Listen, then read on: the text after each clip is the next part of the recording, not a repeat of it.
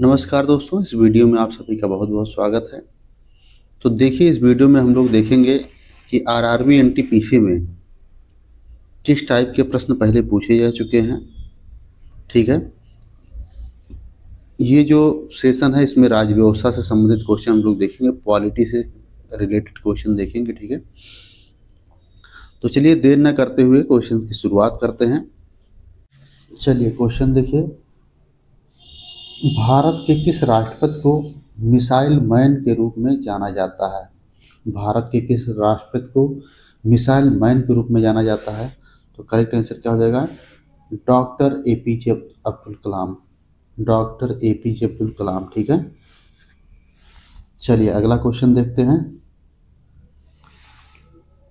कौन भारत के सबसे युवा राष्ट्रपति थे? कौन भारत के सबसे युवा राष्ट्रपति थे? तो करेक्ट आंसर क्या हो जाएगा? नीलम संजीव रेड्डी। करेक्ट आंसर क्या हो जाएगा?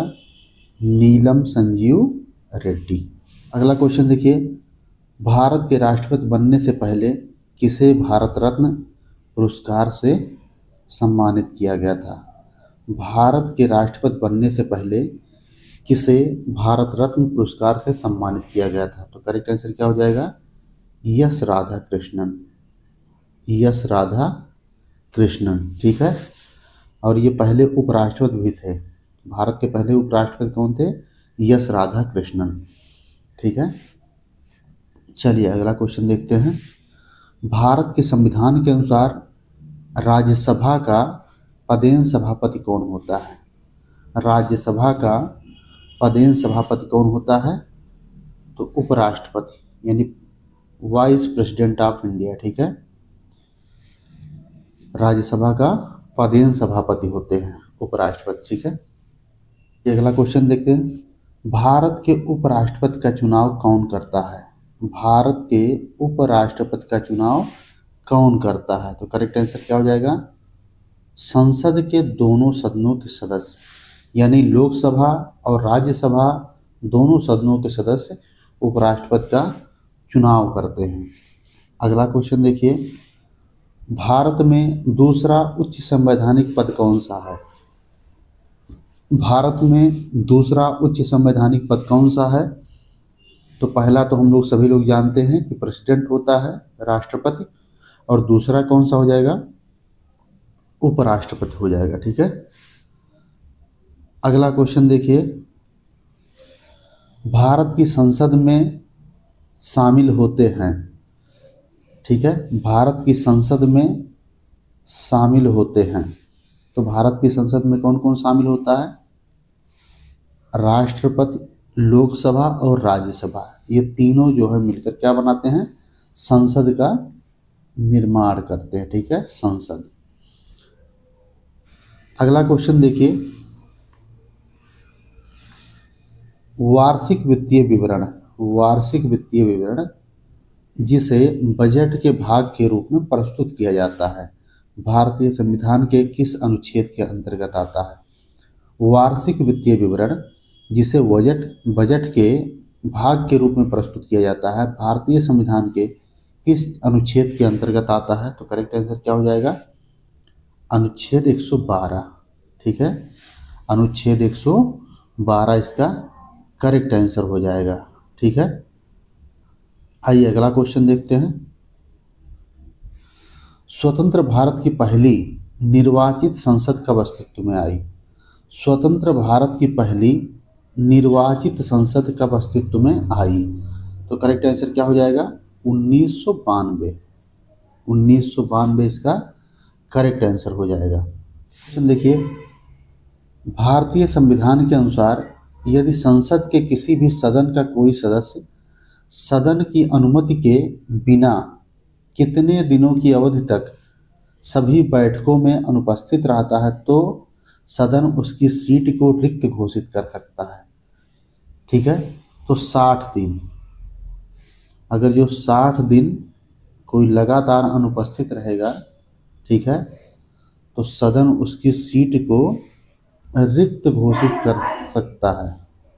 क्वेश्चन देखिए, राष्ट्रपति साहित्य, विज्ञान, कला और समाज सेवा में उत्कृष्टता के आधार पर कितने सदस्यों को राज्यसभा सदस्यता के लिए मनोनीत करते हैं और शेष सदस्य निर्वाचित होते हैं। ठीक है, तो राष्ट्रपति कितने सदस्यों को मनोनीत करता है राज्यसभा में? तो करेक्ट आंसर क्या हो जाएगा? 12। ठीक है, राष्ट्रपति साहित्य, विज्ञान, कला और समाज सेवा में उत्कृष्टता के आधार पर 12 सदस्यों को राज्यसभा सदस्यता के लिए मनोनीत करते हैं और शेष सदस्य निर्वाचित होते हैं, बाकी लोगों का चुनाव होता है। ठीक है, अगला क्वेश्चन देखिए, राज्यसभा के पहले सभापति कौन थे? राज्यसभा के पहले सभापति कौन थे? तो करेक्ट आंसर क्या हो जाएगा? डॉक्टर सर्वपल्ली राधाकृष्णन। क्योंकि उपराष्ट्रपति क्या होता है? राज्यसभा का पदेन सभापति होता है। तो जो पहला उपराष्ट्रपति बने होंगे जो पहले, वही क्या हो जाएंगे?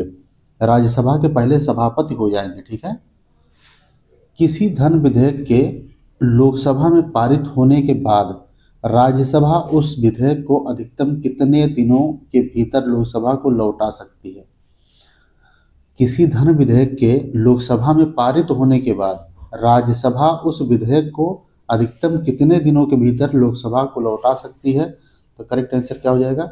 14 दिन। ठीक है, 14 दिन इसका करेक्ट आंसर हो जाएगा। अगला क्वेश्चन देखिए, राज्यसभा का कोरम पूरा करने के लिए कितने सदस्यों की आवश्यकता होती है? तो करेक्ट आंसर क्या हो जाएगा? 25। करेक्ट आंसर क्या हो जाएगा? 25। क्योंकि कोरम के लिए कितना चाहिए? देखिए, जो टोटल सदस्य होते हैं उसका 1/10 चाहिए होता है। ठीक है, 1/10 चाहिए होता है। टोटल सदस्य होते कितने हैं? 250 होते हैं। तो 250 को अगर जो 10 से आप डिवाइड करेंगे तो कितना आ जाएगा? 25 ठीक है, चलिए, तो सेम क्वेश्चन भी आ गया है। राज्यसभा में कितने सदस्य होते हैं? ठीक है, राज्यसभा में कितने सदस्य होते हैं? तो करेक्ट आंसर क्या हो जाएगा? 250। ठीक है, 250। और कोरम के लिए कितना हो जाएगा? 25, क्योंकि इसी को 10 से डिवाइड कर देंगे तो कोरम संख्या पता चल जाएगा। ठीक, अगला क्वेश्चन देखिए, किसी भी विधेयक को धन विधेयक घोषित करने का निर्णय लेते हैं। किसी भी विधेयक को धन विधेयक घोषित करने का निर्णय कौन लेता है? ठीक है, तो जो लोकसभा के अध्यक्ष होते हैं, ठीक है, वही किसी भी विधेयक को धन विधेयक है कि नहीं है वही डिसाइड करते हैं, लोकसभा अध्यक्ष। वर्तमान में कौन है? आप लोग कमेंट करके जरूर बताएंगे। वर्तमान में लोकसभा अध्यक्ष कौन है, ये आप लोग कमेंट करके बताएंगे। तो देखिए, करेक्ट आंसर क्या हो जाएगा? लोकसभा अध्यक्ष यही निर्धारित करते हैं कि कौन सा विधेयक धन विधेयक है या नहीं है। ठीक है, इसीलिए धन विधेयक को सबसे पहले पेश कहाँ किया जाता है? लोकसभा में ही। ठीक है, ये भी ध्यान रखना आप लोगों को, लोकसभा में ही धन विधेयक को पहले पेश किया जाता है, क्योंकि यही डिसाइड करते हैं। चलिए, अगला क्वेश्चन देखते हैं, कौन तय करता है कि कोई विधेयक धन विधेयक है या नहीं? सेम क्वेश्चन है, तो लोकसभा अध्यक्ष। लोकसभा अध्यक्ष तय करते हैं कि कोई विधेयक धन विधेयक है कि नहीं है। अगला क्वेश्चन देखिए, धन विधेयक प्रस्तावित किया जा सकता है। धन विधेयक कहाँ प्रस्तावित किया जा सकता है? केवल लोकसभा में। केवल लोकसभा में इसको प्रस्तावित किया जा सकता है, क्योंकि लोकसभा अध्यक्ष ही डिसाइड करता है कि धन विधेयक है कि नहीं है, तो उसको राज्यसभा में पेश करने से क्या मतलब। चलिए, अगला क्वेश्चन देखते हैं, ओम बिरला से पूर्व लोकसभा अध्यक्ष कौन थे? ओम बिरला जी से पूर्व लोकसभा अध्यक्ष कौन थे? तो सुमित्रा महाजन। सुमित्रा महाजन इसका करेक्ट आंसर हो जाएगा। ठीक है, सुमित्रा महाजन इसका करेक्ट आंसर हो जाएगा। अगला क्वेश्चन देखिए, 2019 के भारतीय आम चुनाव का आयोजन किस लोकसभा के गठन के लिए किया गया था? ठीक है, तो 2019 के भारतीय आम चुनाव का आयोजन किस लोकसभा के गठन के लिए किया गया था? तो वो 17वीं था। कौन सा था? 19 में 17वीं था। और ये जो आपका 24 में हुआ है ये 18वीं लोकसभा। ठीक है, तो ये भी ध्यान में रखना है, क्वेश्चन पूछा जा सकता है। अगला क्वेश्चन देखिए, वर्तमान में किस राज्य में लोकसभा की सीटों की संख्या अधिकतम है? वर्तमान में किस राज्य में लोकसभा सीटों की संख्या अधिकतम है? उत्तर प्रदेश इसका करेक्ट आंसर हो जाएगा। कितनी सीटें हैं? तो 80 सीटें हैं। ठीक है, ये ही हाईएस्ट है पूरे भारत में, किसी भी राज्य का देखा जाएगा तो उत्तर प्रदेश प्रथम स्थान पर है लोकसभा में सीटों को लेकर। ठीक है, अगला क्वेश्चन देखिएगा, लोकसभा में निर्वाचित सदस्यों की कुल संख्या कितनी होती है? लोकसभा में निर्वाचित सदस्यों की कुल संख्या कितनी होती है? तो करेक्ट आंसर क्या हो जाएगा? 543। ठीक है, 543 कह लीजिए या 543। चलिए अगला क्वेश्चन देखते हैं, लोकसभा अध्यक्ष का चुनाव किसके द्वारा किया जाता है? लोकसभा अध्यक्ष का चुनाव किसके द्वारा किया जाता है? तो करेक्ट आंसर क्या हो जाएगा? लोकसभा के सभी सदस्यों के द्वारा। लोकसभा के सभी सदस्यों के द्वारा। ठीक है, अगला क्वेश्चन देखिए, कौन दूसरी लोकसभा के अध्यक्ष थे? कौन दूसरी लोकसभा के अध्यक्ष थे? तो करेक्ट आंसर क्या हो जाएगा? एम अनंतशयनम अयंगार। आइए अगला क्वेश्चन देखते हैं, नवगठित लोकसभा की पहली बैठक की अध्यक्षता कौन करता है? नवगठित लोकसभा की पहली बैठक की अध्यक्षता कौन करता है? कार्यवाहक अध्यक्ष। ठीक है, कौन करता है?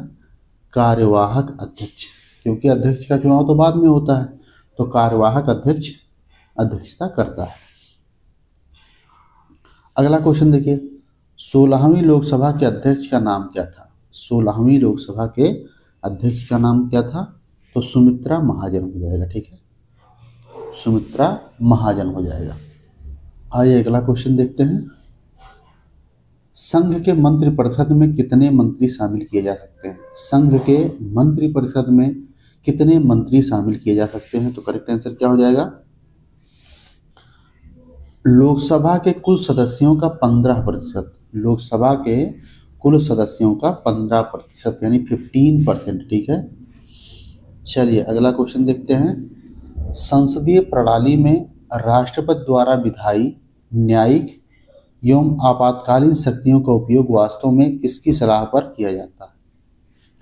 संसदीय प्रणाली में राष्ट्रपति द्वारा विधायी, न्यायिक एवं आपातकालीन शक्तियों का उपयोग वास्तव में किसकी सलाह पर किया जाता है? तो मंत्रिपरिषद, मंत्रिपरिषद की सलाह पर किया जाता है। ठीक है, अगला क्वेश्चन देखिए, भारत के प्रथम और एकमात्र कार्यकारी प्रधानमंत्री थे? भारत के प्रथम और एकमात्र कार्यकारी प्रधानमंत्री थे?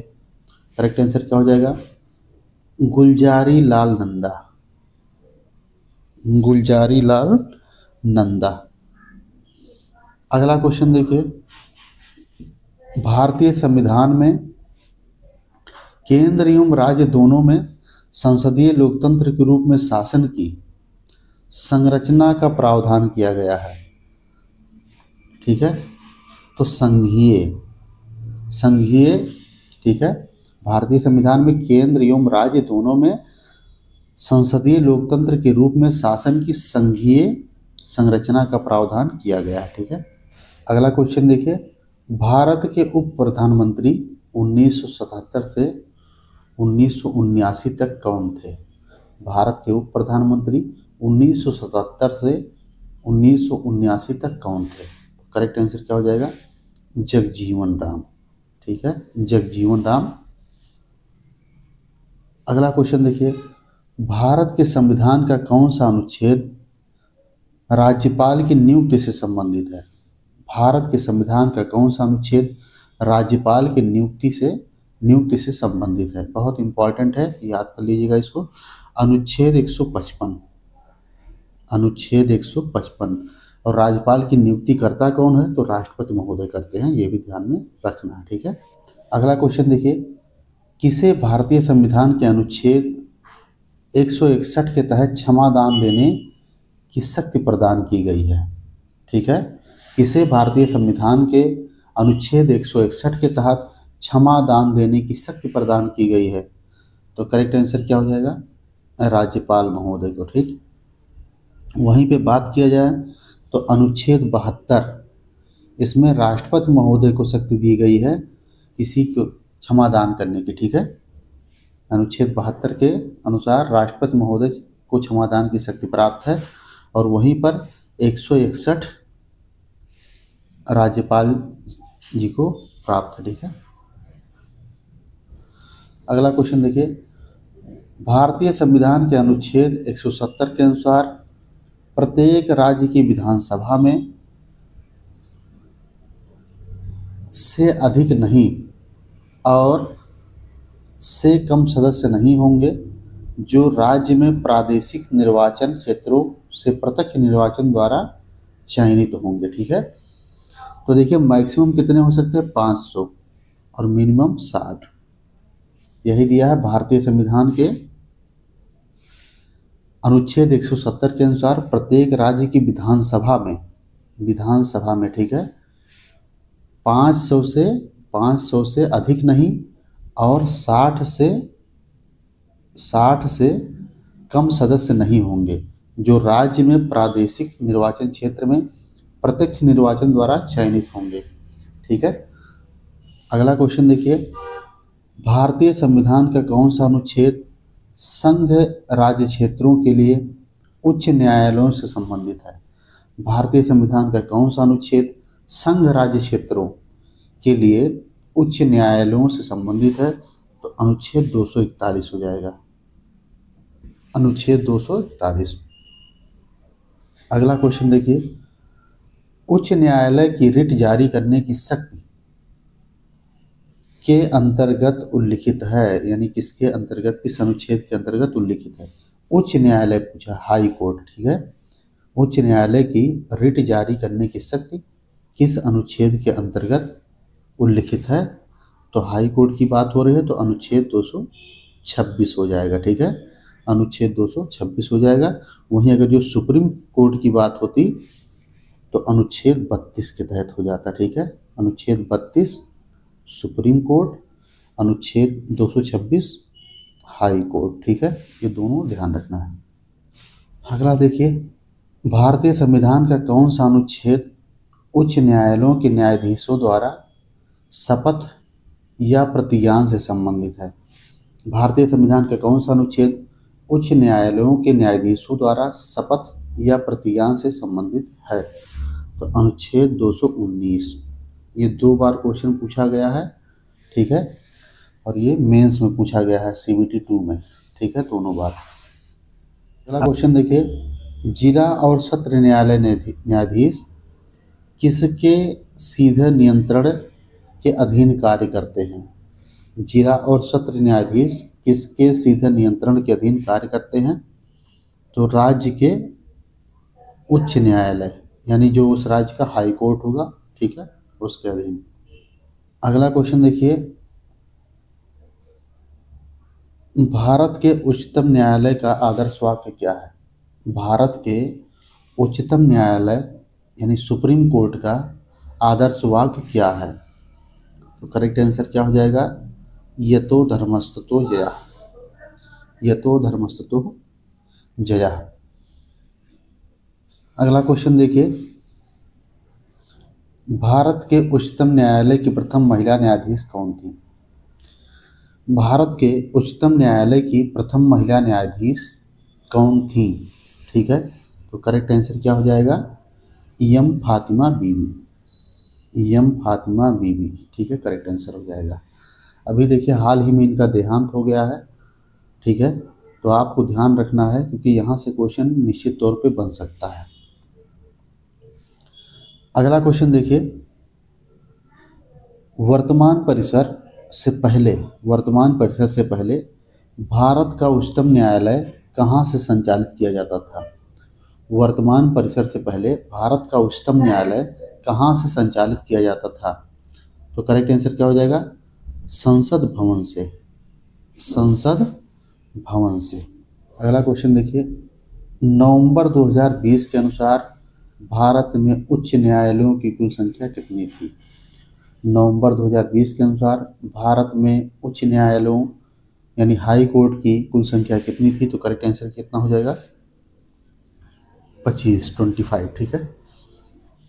नेक्स्ट क्वेश्चन देखिए, संसद और प्रत्येक राज्य की विधानमंडल के सभी चुनावों के लिए राष्ट्रपति और उपराष्ट्रपति के पदों के चुनाव के लिए मतदाता सूची तैयार करने की भूमिका का निर्वहन कौन करता है? संसद और प्रत्येक राज्य के विधानमंडल के सभी चुनावों के लिए तथा राष्ट्रपति और उपराष्ट्रपति के पदों के चुनाव के लिए मतदाता सूची तैयार करने की भूमिका का निर्वहन कौन करता है? तो करेक्ट आंसर क्या हो जाएगा? चुनाव आयोग। चुनाव आयोग करता है। अगला क्वेश्चन देखिए, राज्य चुनाव आयुक्त की नियुक्ति कौन करता है? राज्य चुनाव आयुक्त की नियुक्ति कौन करता है? तो राज्यपाल इसका करेक्ट आंसर हो जाएगा, गवर्नर। ठीक है। अगला क्वेश्चन देखिए, भारत के मुख्य चुनाव आयुक्त और चुनाव आयुक्तों की नियुक्ति कौन करता है? भारत के मुख्य चुनाव आयुक्त और चुनाव आयुक्तों की नियुक्ति कौन करता है? तो करेक्ट आंसर क्या हो जाएगा? भारत के राष्ट्रपति, प्रेसिडेंट ऑफ इंडिया, भारत के राष्ट्रपति। अगला क्वेश्चन देखिए, ईवीएम का पूर्ण रूप क्या है? ईवीएम का पूर्ण रूप क्या है? तो करेक्ट आंसर क्या हो जाएगा? Electronic voting machine. Electronics voting machine. चलिए अगला क्वेश्चन देखते हैं, वर्ष 1982 में इलेक्ट्रॉनिक वोटिंग मशीनें किस विधानसभा चुनाव में पहली बार प्रयोग में लाई गई थी? ठीक है। तो वर्ष 1982 में इलेक्ट्रॉनिक वोटिंग मशीनें किस विधानसभा चुनाव में पहली बार प्रयोग में लाई गई थी? तो करेक्ट आंसर क्या हो जाएगा? केरल। केरल में पहली बार ईवीएम का इस्तेमाल हुआ था। ठीक है। अगला क्वेश्चन देखिए, भारत में पहली बार किस राज्य में इलेक्ट्रॉनिक वोटिंग मशीन का इस्तेमाल किया गया? तो सेम क्वेश्चन है, तो करेक्ट आंसर क्या हो जाएगा इसका? केरल हो जाएगा।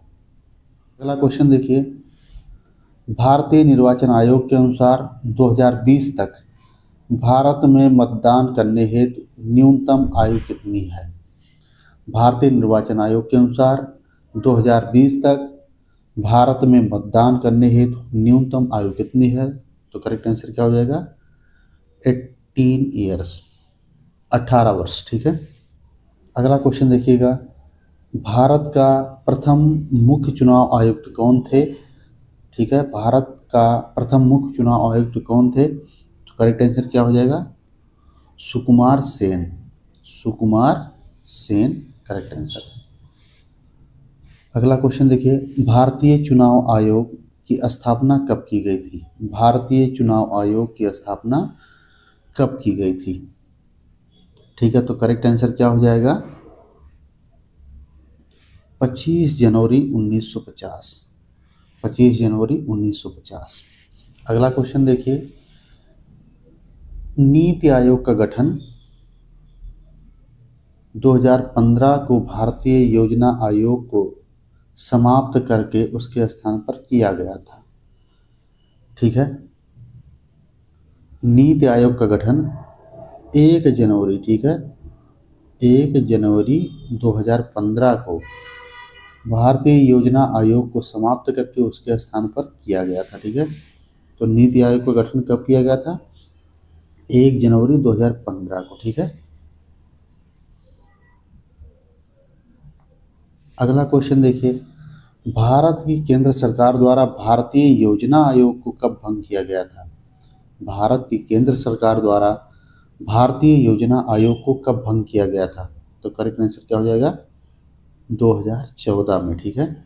2014 में योजना आयोग को भंग कर दिया गया था। अगला क्वेश्चन है, नीति आयोग के पहले अध्यक्ष कौन थे? नीति आयोग के पहले अध्यक्ष कौन थे? तो करेक्ट आंसर क्या हो जाएगा? नरेंद्र मोदी। ठीक है।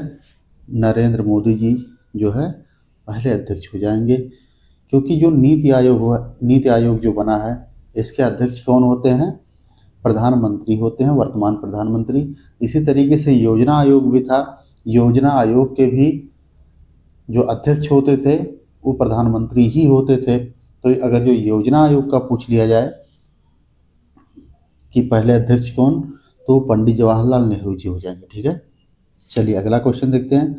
राष्ट्रीय विकास परिषद का अध्यक्ष कौन होता है? राष्ट्रीय विकास परिषद यानी एनडीसी का अध्यक्ष कौन होता है?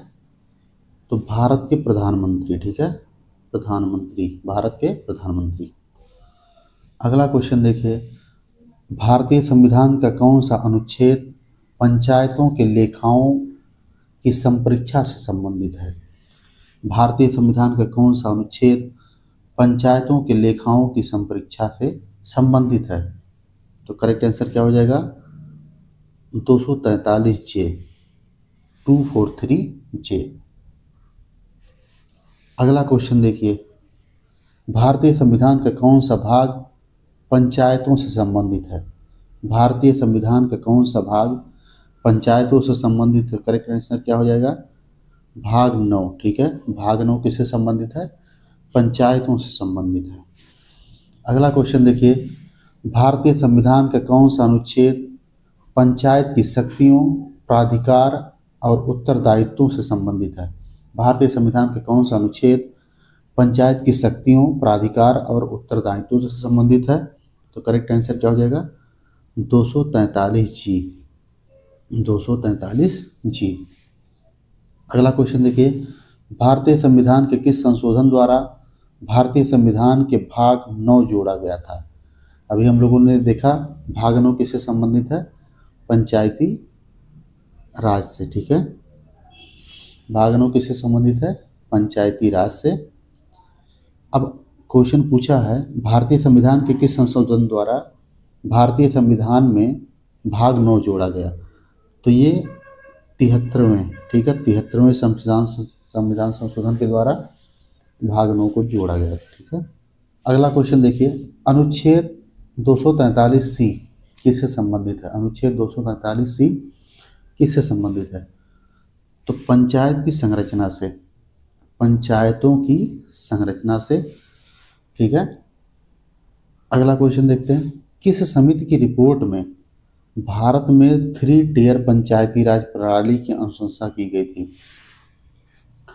किस समिति की रिपोर्ट में भारत में 3 टियर पंचायती राज प्रणाली की अनुशंसा की गई थी? तो करेक्ट आंसर क्या हो जाएगा? बलवंत राय मेहता समिति। ठीक है, बलवंत राय मेहता समिति। वहीं पे अशोक मेहता समिति की जो रिपोर्ट थी उसमें 2 टियर पंचायती राज प्रणाली की अनुशंसा की गई थी, ये भी ध्यान रखना है। अगला क्वेश्चन देखिए, किस चुनाव में महिलाओं के लिए 1/3 सीटें आरक्षित होती हैं? किस चुनाव में महिलाओं के लिए 1/3 सीटें आरक्षित होती हैं? तो करेक्ट आंसर क्या हो जाएगा?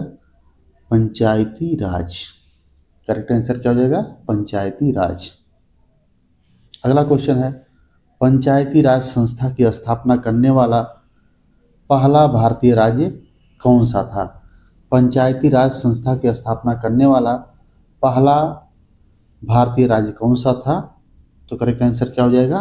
राजस्थान। ठीक है, राजस्थान इसका करेक्ट आंसर हो जाएगा।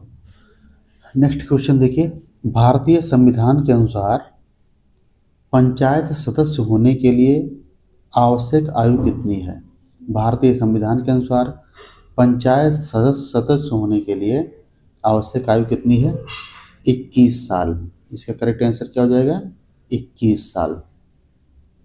अगला क्वेश्चन देखिए, भारतीय संविधान में संशोधन करने की संसद की शक्ति किस अनुच्छेद में वर्णित है?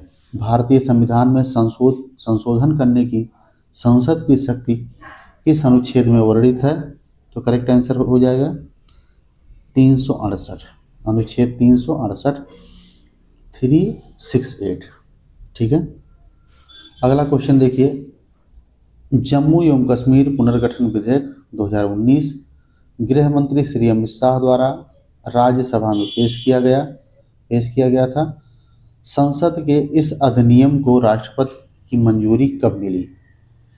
जम्मू एवं कश्मीर पुनर्गठन विधेयक 2019 गृह मंत्री श्री अमित शाह द्वारा राज्यसभा में पेश किया गया था। संसद के इस अधिनियम को राष्ट्रपति की मंजूरी कब मिली? तो करेक्ट आंसर क्या हो जाएगा? 9 अगस्त 2019, 9 अगस्त 2019 को। अगला क्वेश्चन देखिए, अनुच्छेद 51A जिसमें मौलिक कर्तव्यों का वर्णन है को किस संविधान संशोधन के तहत संविधान में शामिल किया गया था? अनुच्छेद 51A जिसमें मौलिक कर्तव्यों का वर्णन है को किस संविधान संशोधन के तहत संविधान में शामिल किया गया था? तो करेक्ट आंसर क्या हो जाएगा? 42वां संविधान संशोधन।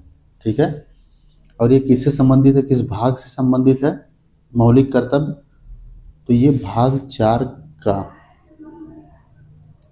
का से संबंधित है, ये भी ध्यान रखना। ठीक है, अब देखिए 42वें संविधान संशोधन की बात की जाए तो इसको मिनी कॉन्स्टिट्यूशन भी कहा जाता है, लघु संविधान भी इसको कहा जाता है, क्योंकि इसमें बहुत सारी चीज़ें जोड़ी गई थी। और ये संविधान संशोधन 1976 में हुआ था, ये भी ध्यान रखना है, 1976 में हुआ था। और बात की जाए मौलिक कर्तव्य लिया कहाँ से गया है, तो सोवियत संघ से, USSR से, सोवियत संघ से मौलिक कर्तव्य लिया गया है। अगला क्वेश्चन देखिए, भारतीय संविधान के किस अनुच्छेद के अंतर्गत हिंदी को संघ की राजभाषा घोषित किया गया है? भारतीय संविधान के किस अनुच्छेद के अंतर्गत हिंदी को संघ की राजभाषा घोषित किया गया है? अनुच्छेद 343(1), अनुच्छेद 343(1).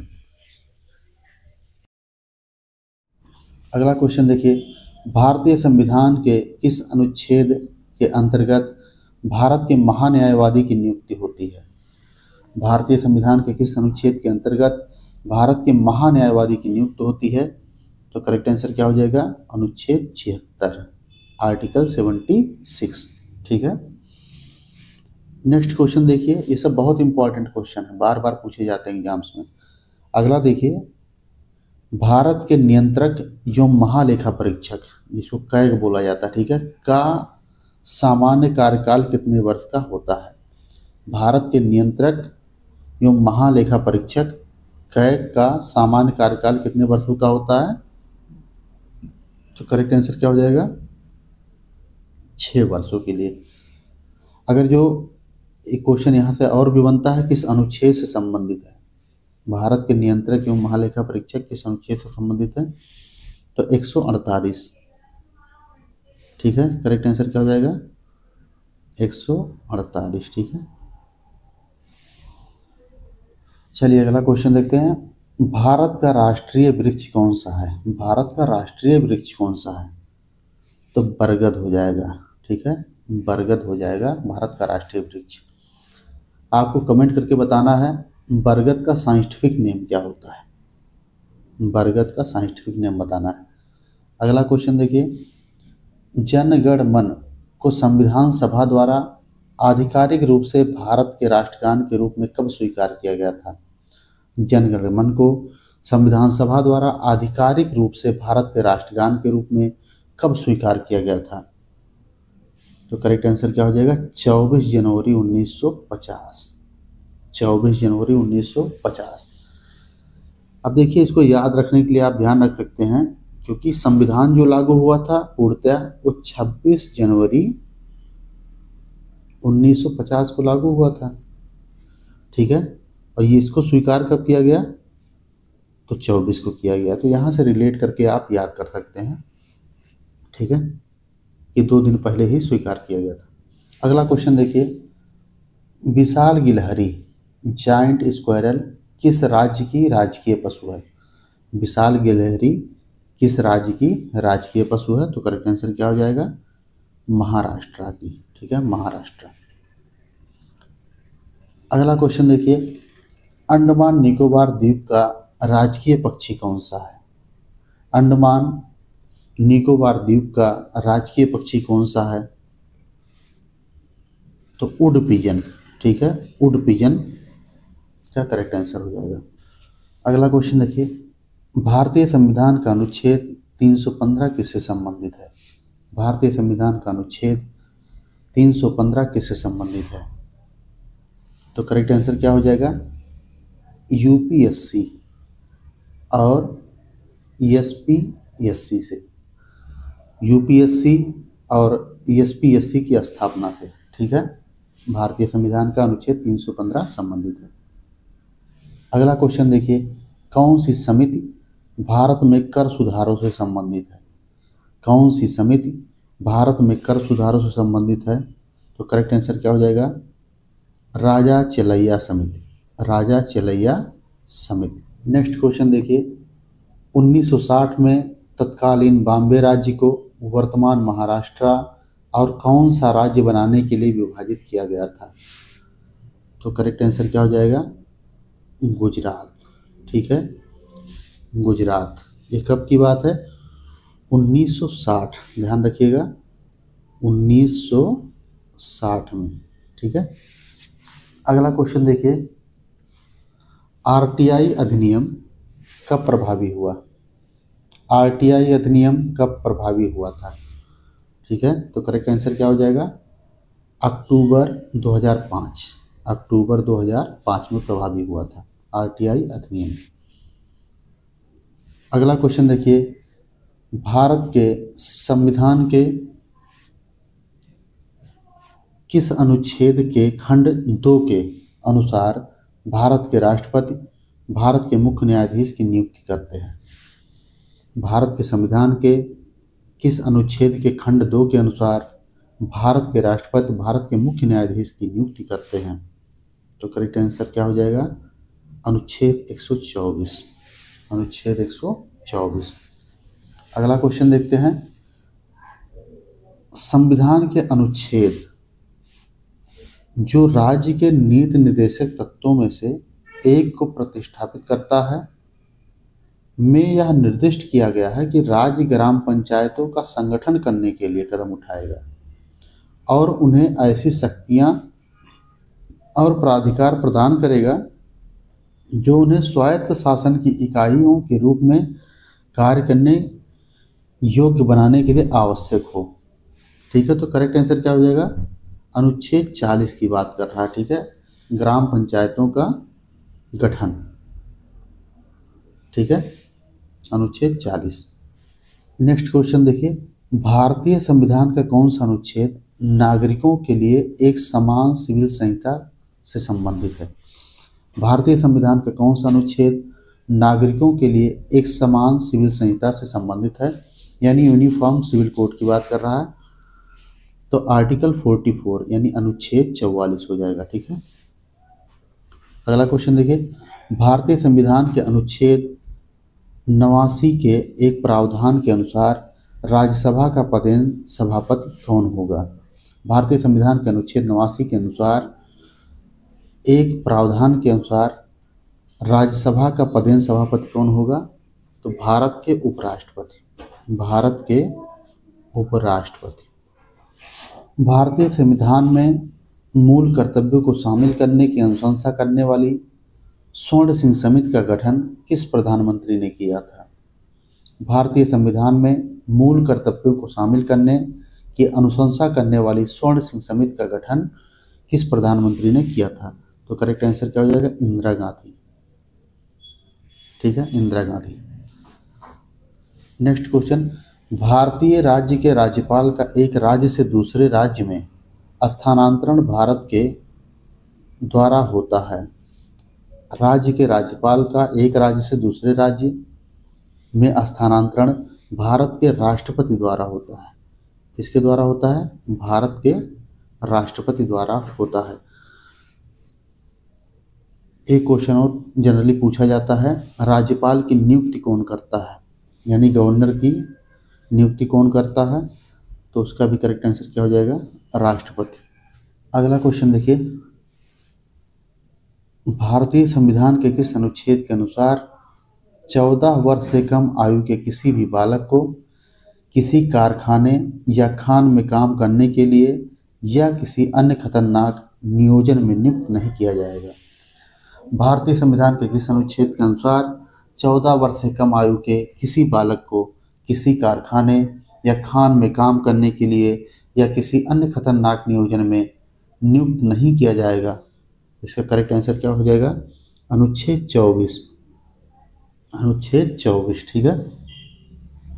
अगला क्वेश्चन देखिए, किस अनुच्छेद में वर्णित है कि राज्यपाल में राज्य की कार्यकारी शक्तियां निहित होती हैं? किस अनुच्छेद में वर्णित है कि राज्यपाल में राज्य की कार्यकारी शक्तियां निहित हैं? ठीक है, तो इसका करेक्ट आंसर क्या हो जाएगा? अनुच्छेद 154। अनुच्छेद 154 इसका करेक्ट आंसर हो जाएगा।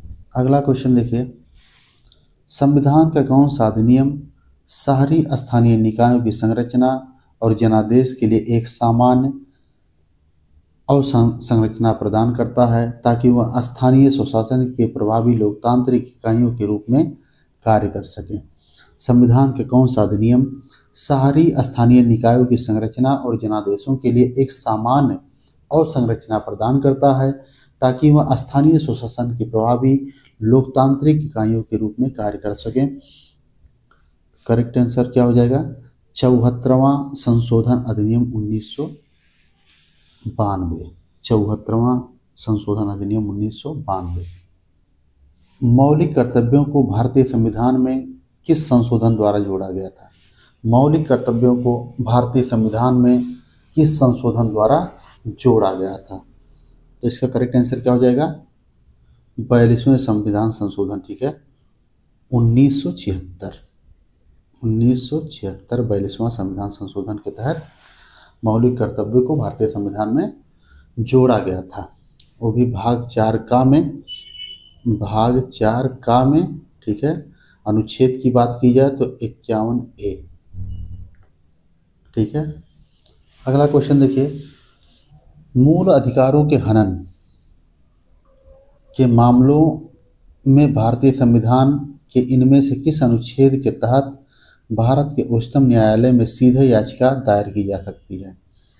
मूल अधिकारों के हनन यानी वायलेशन के मामलों में भारतीय संविधान के इनमें से किस अनुच्छेद के तहत भारत के उच्चतम न्यायालय में सीधे याचिका दायर की जा सकती है? इसका करेक्ट आंसर क्या हो जाएगा?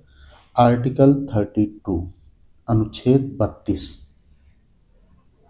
और अगर जो वहीं हाई कोर्ट की बात की जाती, उच्च न्यायालय की, तो अनुच्छेद क्या हो जाता? अनुच्छेद 226। 226 के तहत आप हाई कोर्ट जा सकते हैं डायरेक्ट, ठीक है। और 32 के तहत सुप्रीम कोर्ट। अगला क्वेश्चन देखिए, 30 जून 2022 तक संविधान की 8वीं अनुसूची के अनुसार भारत में कितनी आधिकारिक भाषाएं हैं? 30 जून 2022 तक संविधान की 8वीं अनुसूची के अनुसार भारत में कितनी आधिकारिक भाषाएं हैं? तो करेक्ट आंसर क्या हो जाएगा? 22, ठीक है। स्टार्टिंग में कितनी भाषा थी? तो 14 भाषा था, बाद में बाकी जोड़ा गया, ठीक है। 8 भाषा को बाद में जोड़ा गया, पहले मूल संविधान में कितना भाषा था? 14 था। अगला क्वेश्चन देखिए, किस वर्ष प्रथम राज्य पुनर्गठन आयोग की स्थापना हुई? किस वर्ष प्रथम राज्य पुनर्गठन आयोग की स्थापना हुई? तो करेक्ट आंसर क्या हो जाएगा? 1953।